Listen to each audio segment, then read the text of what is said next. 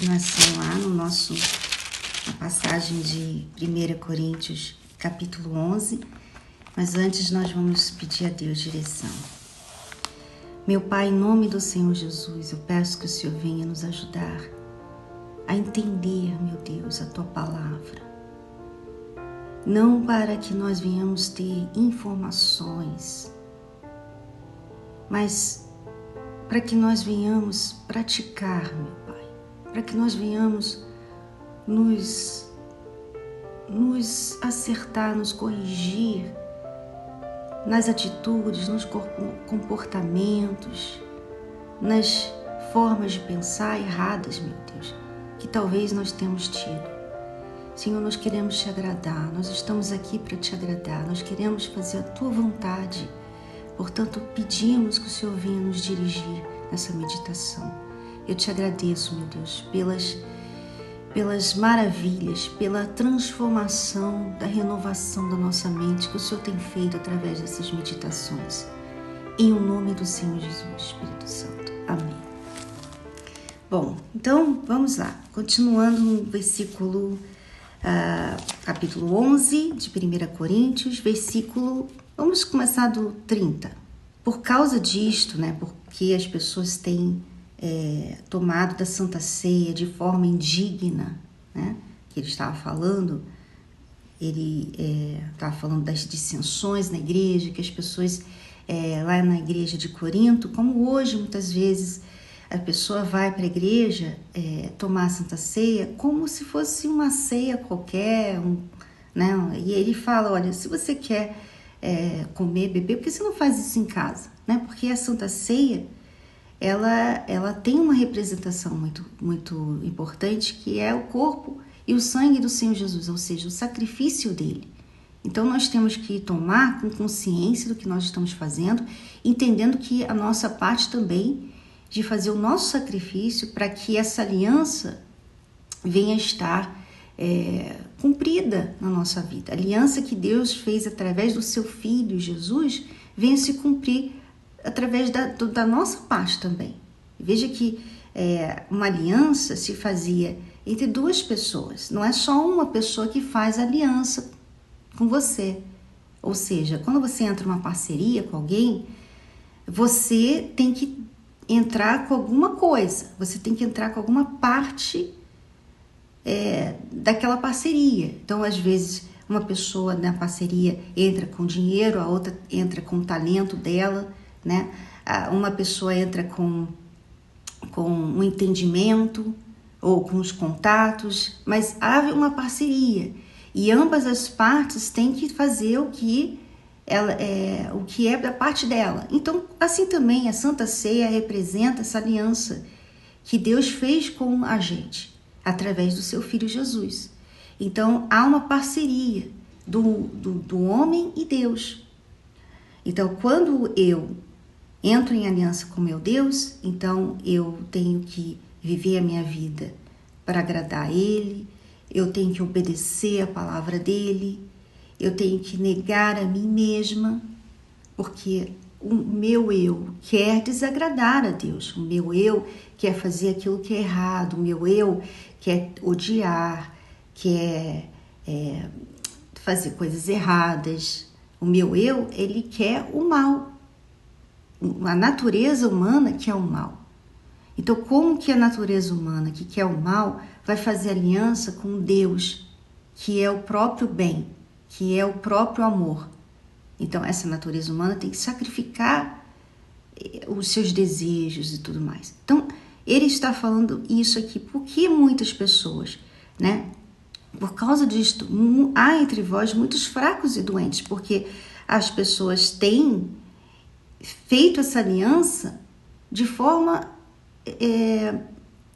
totalmente errada, aliança, porque não é uma aliança, na verdade.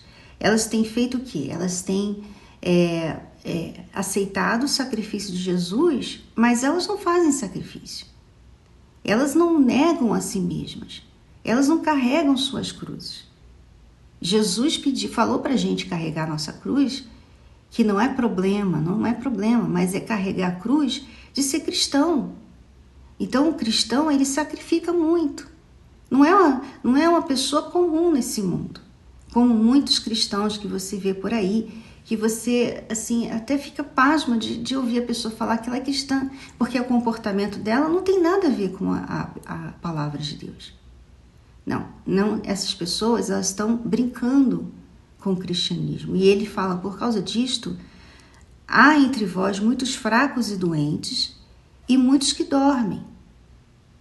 Muitos que dormem, ou seja, muitos que estão morrendo em seus pecados. Porque se nós nos julgássemos a nós mesmos, não seríamos julgados, né? Porque nós somos péssimos juízes de nós mesmos. Nós julgamos as pessoas muito, muito bem, né? Nós gostamos de julgar, como se todo mundo fosse um juizinho, né?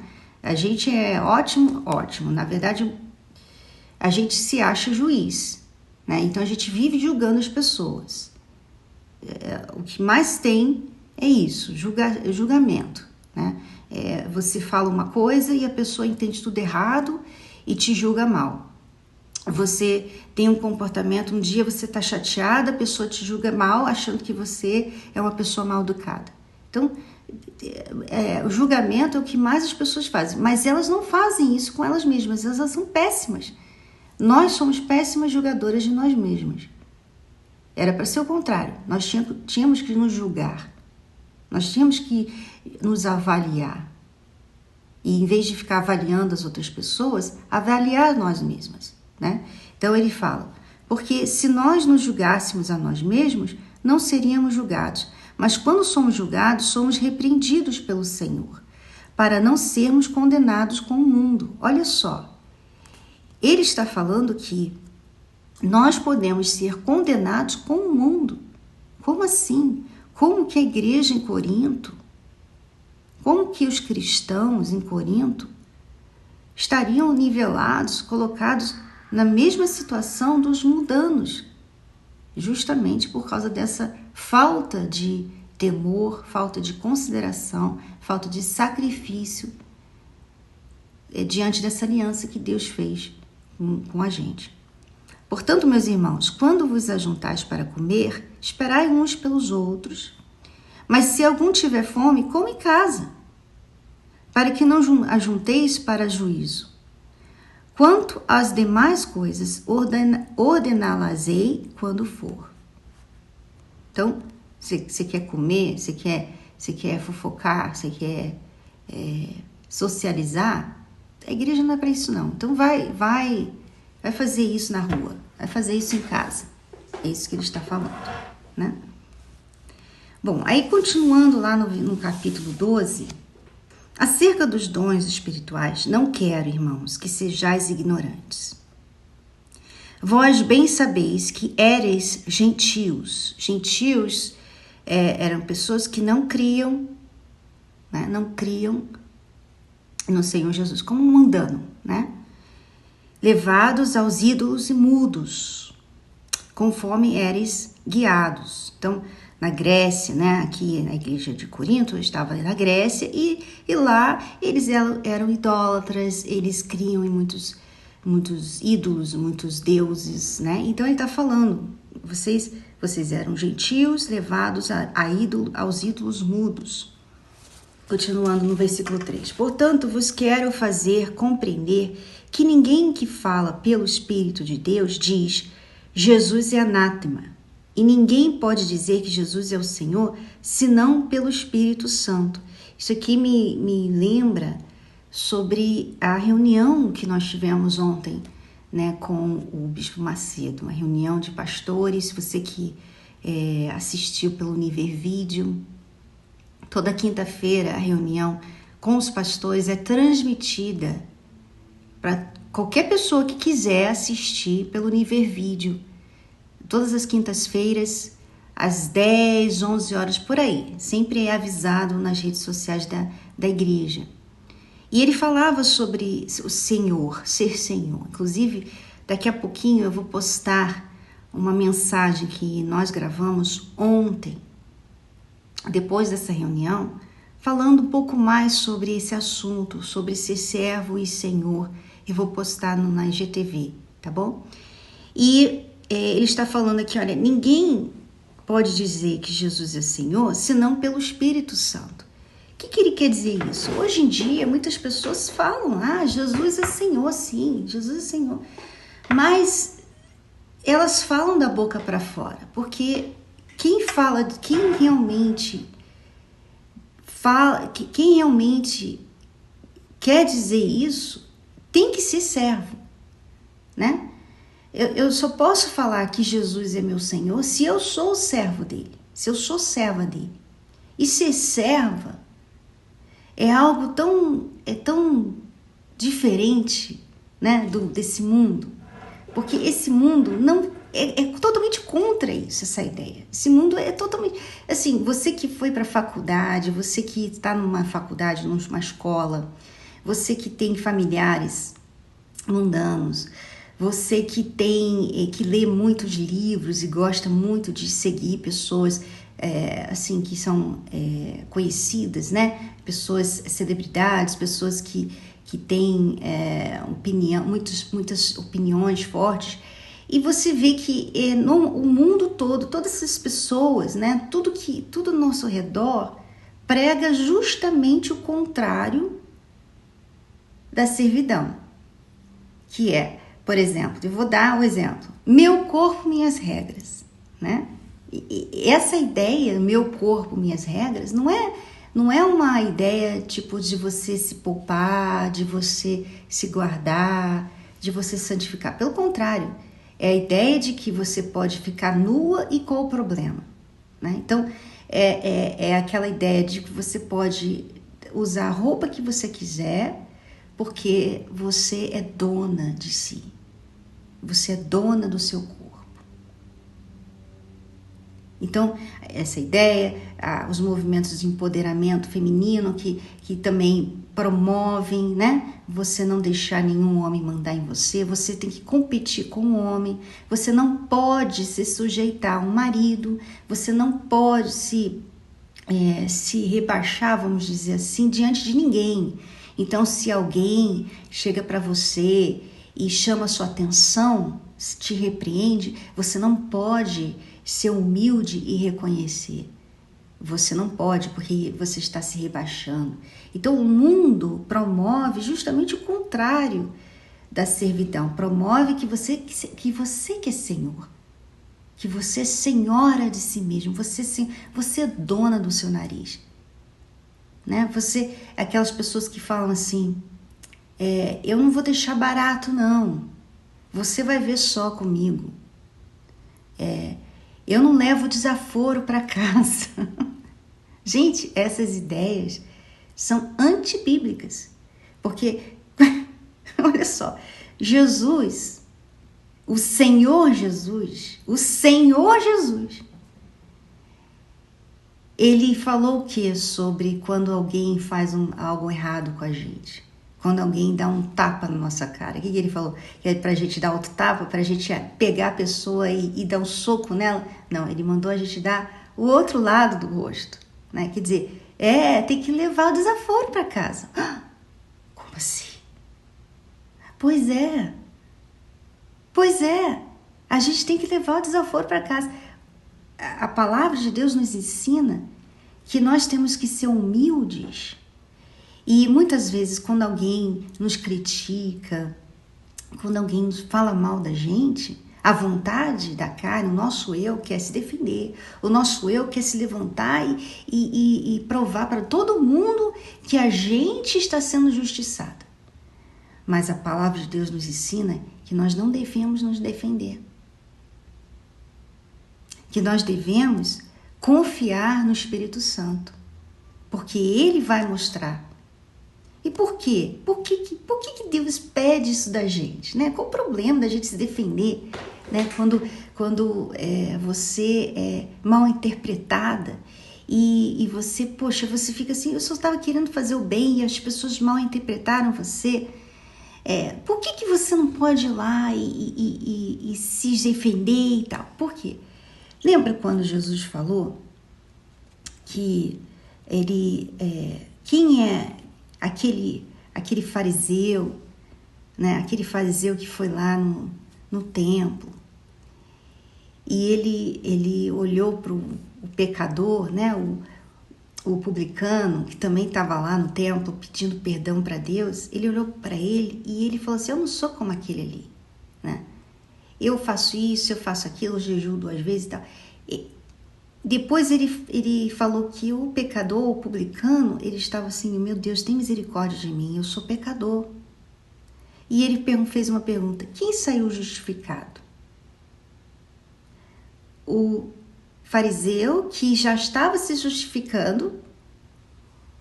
Aliás, quem Deus justificou? O fariseu, que já estava se justificando, ou o publicano, que estava pedindo perdão a Deus? Obviamente o publicano, porque Deus... Por que Deus vai justificar uma pessoa que já está se justificando, gente? Agora, alguém que pede perdão, alguém que está, sabe, necessitada de justiça e pede a Deus para fazer justiça, então ele vai justificar aquela pessoa. Ele vai vir fazer justiça na vida dela, porque ela está pedindo para ele fazer isso. Então, você que passa por problemas na sua família, você está aí vivendo assim, muitos problemas nessa quarentena, sabe? Porque vocês estão dentro de casa e você não pode sair, você não tem, né, outras coisas para fazer para evitar problemas em casa. Então você está aí, e essas pessoas na sua família estão causando muitas fofocas, muitas irritações, muitas picuinhas e tal. E a vontade que você tem é jogar na cara dessas pessoas que você faz tudo por elas, que você não merece e tal e tal e tal. Essa é a vontade. Mas eu digo, quando você faz isso, você está se justificando. Então, Deus não vai... Assim, você não está deixando espaço para Deus fazer mais nada. E eu pergunto, a sua justificação faz alguma diferença? Não faz. Você já deve ter feito isso.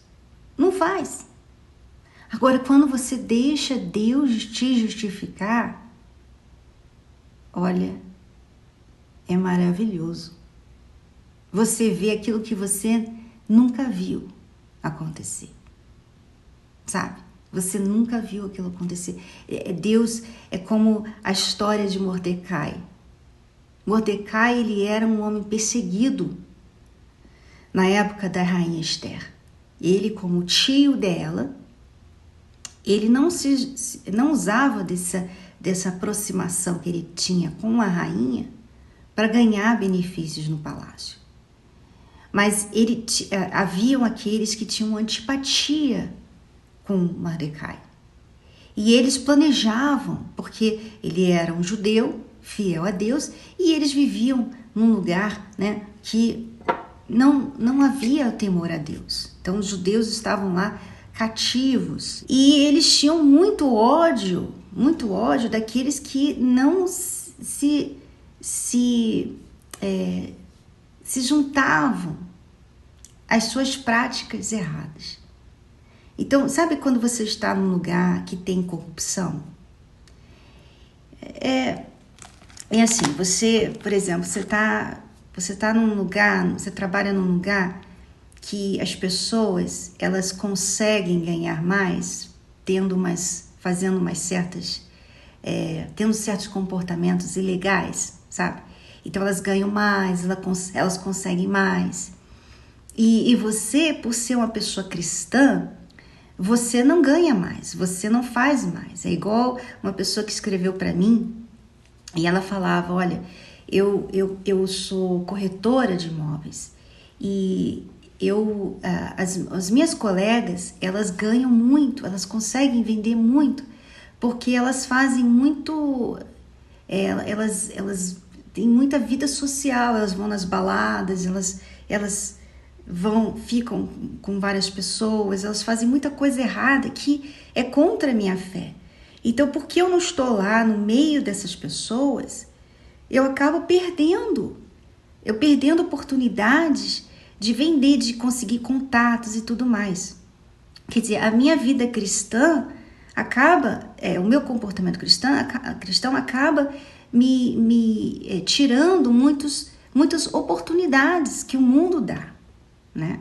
E assim também na época de Mordecai, ele não se juntavam àqueles que faziam coisas erradas no palácio. E quando você é assim, certinha, você é justa, o que acontece? Aqueles que fazem coisas erradas, eles ficam com raiva de você, porque você não está se juntando a eles. Então você é um perigo, você pode reportar, né? Você pode reportar eles. Então, às vezes você é uma obreira, uma esposa de pastor, que é meio que evitada, porque você é uma pessoa justa.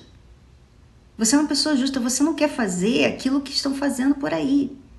Então aquelas pessoas, elas acabam até mesmo perseguindo você por ser uma pessoa justa, por não fazer o que elas fazem. E foi o que aconteceu com Mordecai. Mas Mordecai, ele não usou da proximidade dele com a rainha Esther, né, que era a sobrinha dele, para reportar essas pessoas, né, para se vingar dessas pessoas. Não, ele era perseguido diariamente, mas ele estava ali sendo fiel ao trabalho, ao ofício dele no reino, no palácio. E aí, Deus, um dia,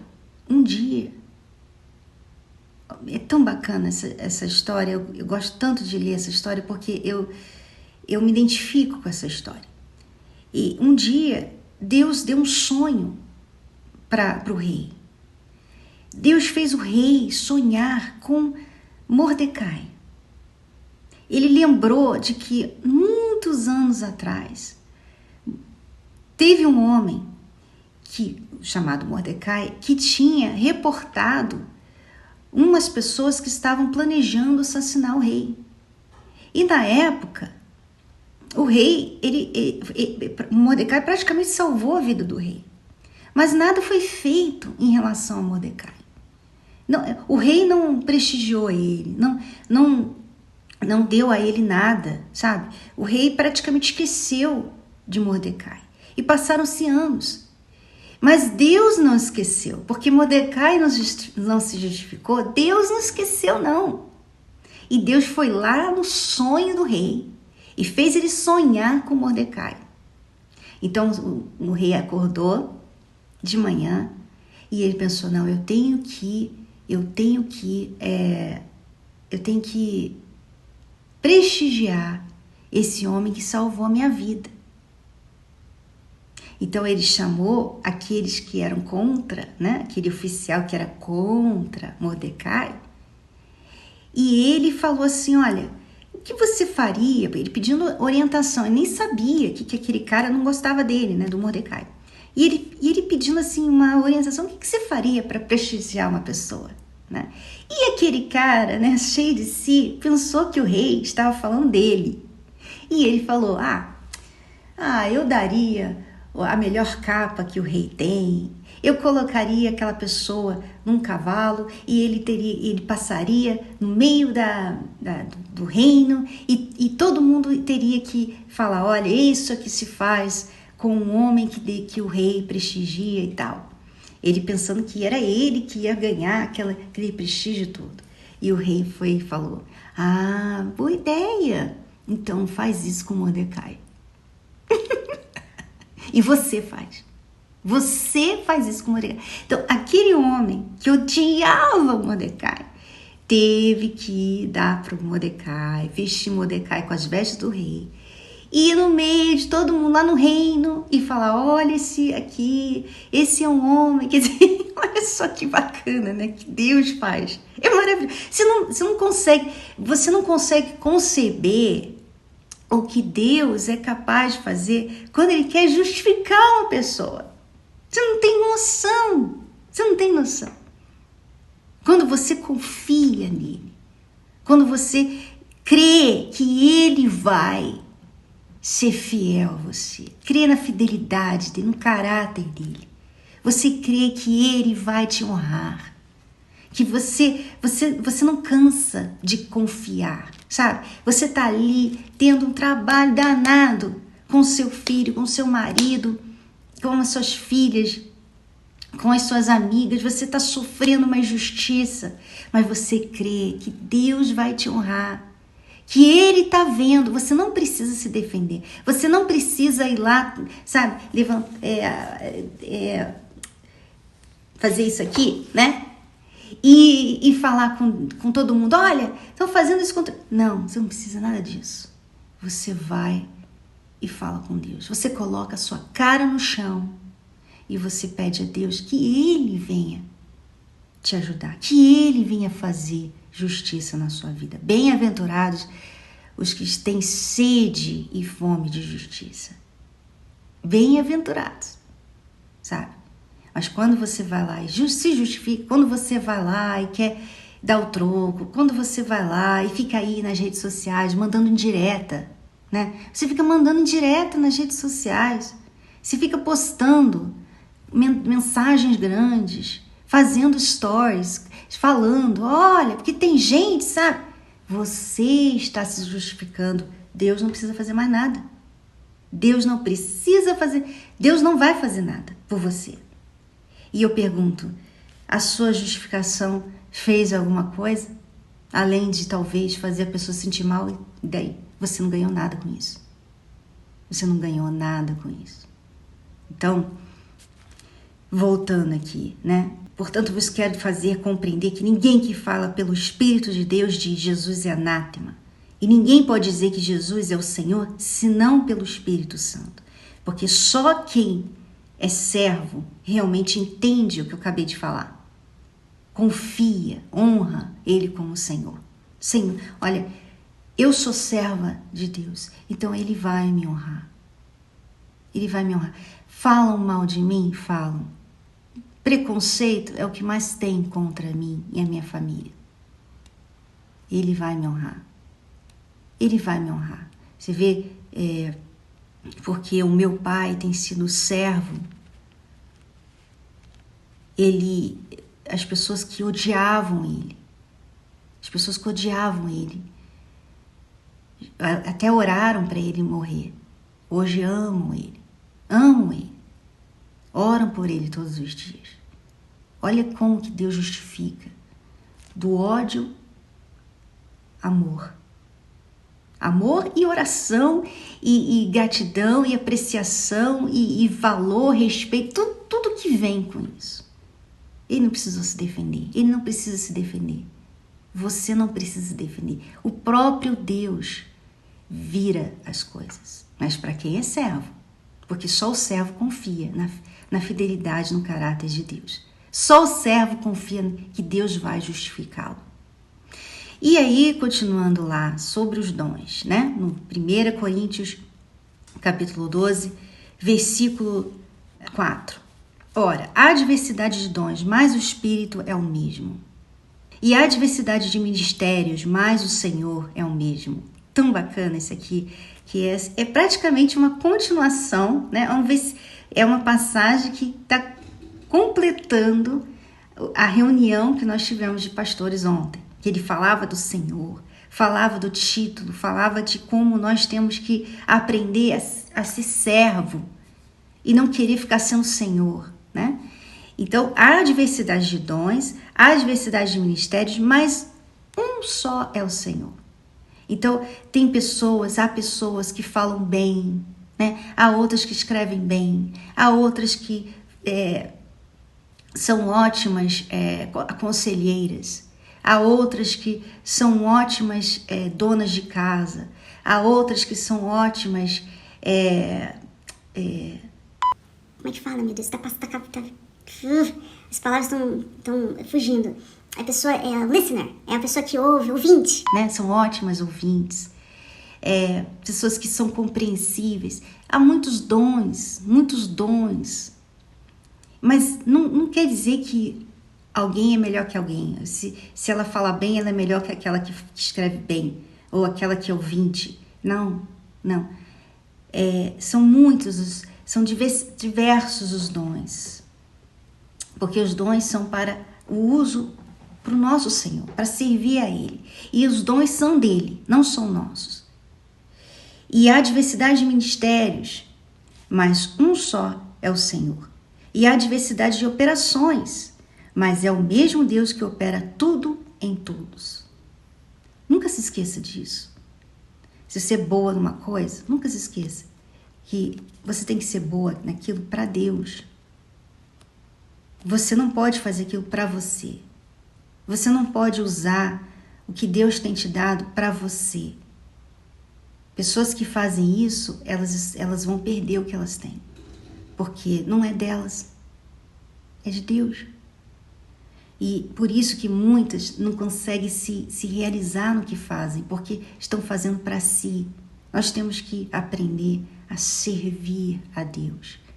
Às vezes você pensa que servir a Deus é ser obreiro, pastor. Não, servir a Deus é servir com a sua vida, com tudo que você é, o seu exemplo, o seu testemunho, o seu trabalho, as suas finanças, o seu casamento, os seus filhos. Você tem que servir a Deus com tudo que você tem. O seu tempo, o seu corpo, a sua beleza. É para servir a Deus, não é para você. O dia que você entender que tudo que nós temos e somos é para servir a Deus, você vai se realizar no pouco. Porque o pouco já vai ser o suficiente, já vai ser muito. Porque o próprio Deus te realiza, o próprio Deus te faz sentir, poxa, eu estou me agradando de você. Lembra quando Jesus, ele foi se batizar? E inclusive esse capítulo vai sair na segunda-feira, na novela de Jesus. Segunda-feira. E a novela começa às 9h30. Então, Jesus chega no batismo e o que Deus faz? O que Deus faz? Deus fala, né? Ele fala, esse é o meu filho amado, a quem me comprazo. Tão bacana, tão linda essa cena, né? E essa passagem é linda, quer dizer, Deus ali confirmando quem Jesus era. E será que Ele pode fazer isso de você? Será que Ele pode fazer isso aí na sua casa? Será que Ele pode fazer assim, olha, essa é a minha filha amada. Essa, ela me compraz, ela me dá prazer. O testemunho dela, a vida dela, o que ela faz, o que ela, sabe, todos os sacrifícios que ela tem feito por mim, eu estou vendo e eu tenho tido prazer nela. Quando Deus sente prazer na gente, a gente sente assim, sabe, que você finalmente achou a razão de viver? Porque quando Deus criou um homem, Ele criou um homem para adorá-lo, para servi-lo. E quando você serve a si mesmo, quando você vai, sabe, e fica pensando em estudar para você ser melhor, você ganhar mais dinheiro, você fazer mais coisas, você está deixando de fazer, você está perdendo o objetivo da sua vida. O nosso objetivo de vida, a razão de viver, é adorar a Deus. É adorar a Deus e servir a Deus. Então, quando você serve Ele, você sabe, puxa, eu estou fazendo o que eu nasci para fazer. E aí você sente uma alegria muito grande. Então, eu vou deixar você com essa reflexão aí, tá bom? E nós continuamos segunda-feira, 8h aqui, essa meditação. Se for, né? Porque se o Bispo Maceus estiver, vai ser sobre outro assunto, não tem problema, porque nós não estamos aqui congeladas, engessadas num propósito só. Nós estamos meditando sobre 1 Coríntios até Deus que querer falar outra coisa e nós estamos livres para isso. Amém? Deus abençoe a todas. Até lá.